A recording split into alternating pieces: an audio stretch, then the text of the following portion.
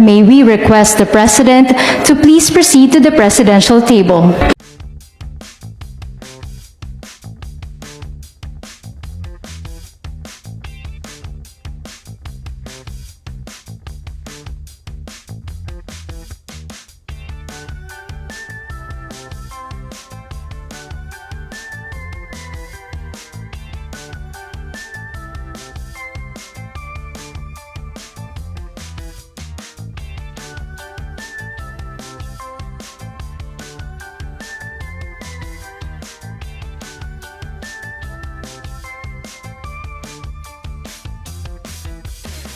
Ayun mga boss, 5.7 trillion 2024 national budget mga boss. Ang laking pera.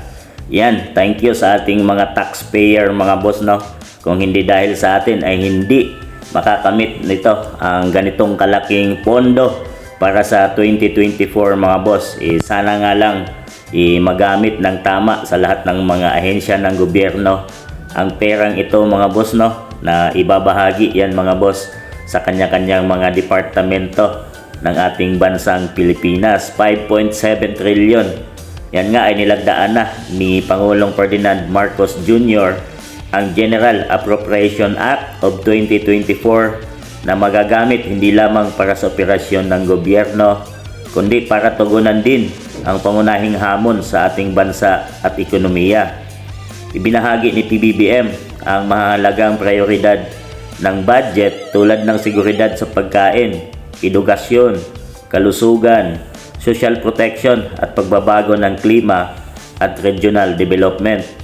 Binigyan din ni Pangulo na dapat iwasan na ng mga ahensya ang red tape at dapat pahalagahan ang responsible na illegal na pagpapatupad sa mga programa para sa mamamayan.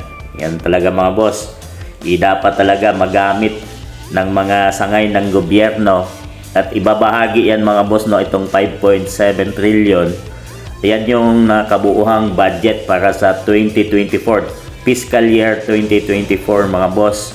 At sana nga lang sa mga iba't ibang sangay ng ating gobyerno mga boss, kung magkano man ang makuha nilang mga budget ay magamit ito ng tama, magawa ng mga proyekto kung saan talaga para yung pera ng mga mamayang Pilipino ay galing din yan sa ating mga taxpayer mga boss, no. Ay kung hindi sa atin ay hindi yan makukuha ng ating gobyerno yung ganito kalaking 5.7 trillion. Napakalaking budget nito mga boss at napakalaking pera na pag nagamit ito ng tama ay magiging maganda para sa kapakanan nating mga Pilipino, mamayang Pilipino at ang ating bansang Pilipinas.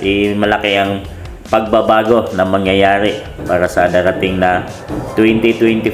Yan nga ang pinangako ni PBBM. So congrats sa atin mga boss, at sa darating na panibagong taon ay sana may magandang buhay at may maayos na napamumuhay tayong mga mamamayang Pilipino dahil nilagdaan na nga yan ni PBBM.